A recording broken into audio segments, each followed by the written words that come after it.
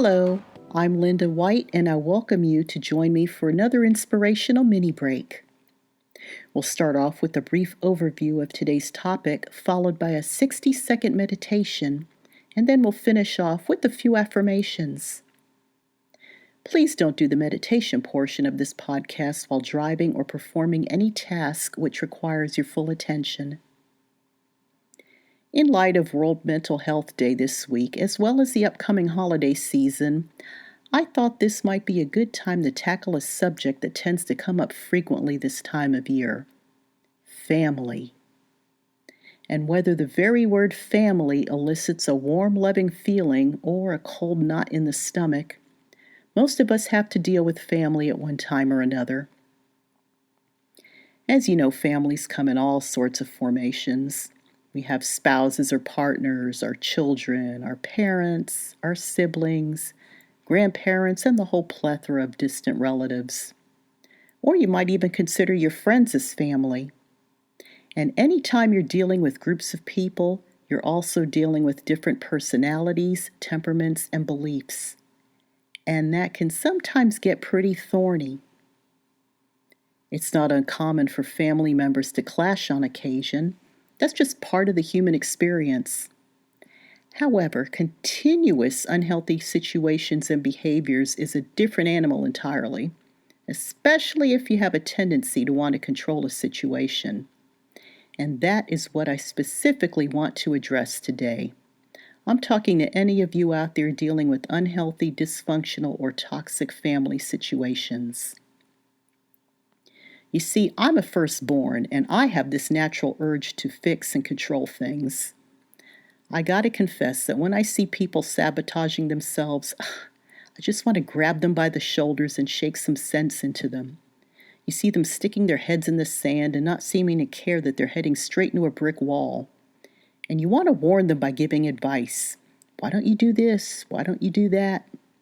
But in the end, this won't work because those people are on their own life journey in their own respective timeline. Some of them even need to hit rock bottom first before they are truly ready to grow. It took me years and even some brief online counseling to learn that I'm not responsible for anyone other than myself, not even family. And that has been a hard pill to swallow, because society has always told us that family comes first, especially if you're the oldest child.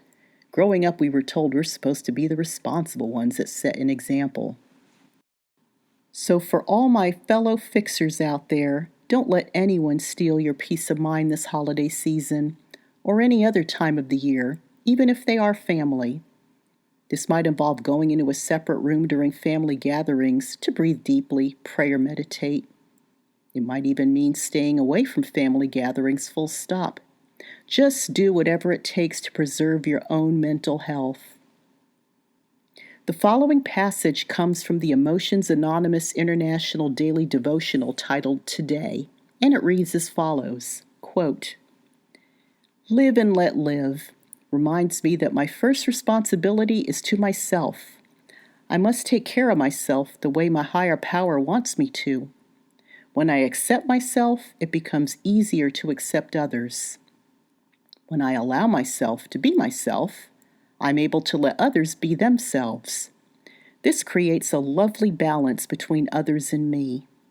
When I take responsibility for myself, I lose my need to control others." Unquote.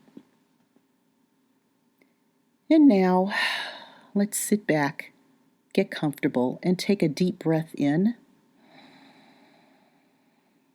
and out.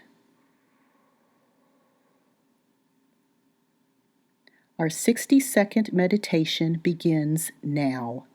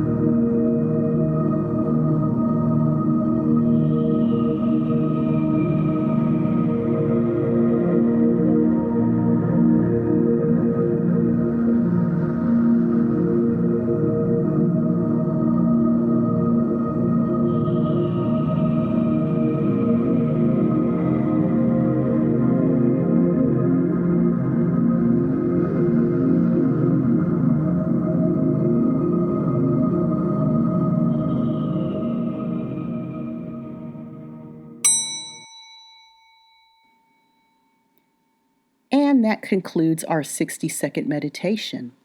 Before I go, let's repeat the following affirmations. I surrender all expectations. I breathe in peace and exhale worry. I let go and choose to be happy. As always, I thank you for listening, and I wish you all the very best. Namaste.